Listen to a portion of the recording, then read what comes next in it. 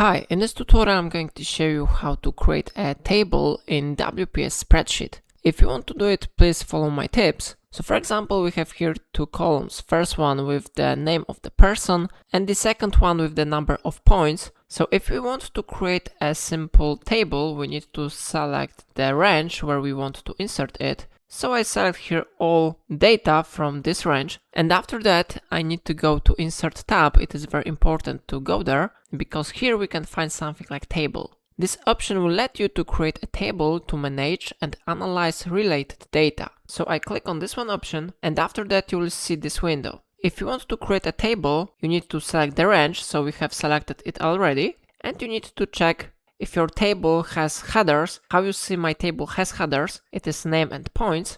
So I check this option, and you can check if you want to filter the table. If you want to have here filter options, I recommend you to check this option, and then we need to click OK button. After that, your table will be successfully created here. So in this way, you can easily create a table in WPS Spreadsheet. If I helped you to do it, remember to like this tutorial and subscribe my channel. Please let me know in comment if it's not a problem.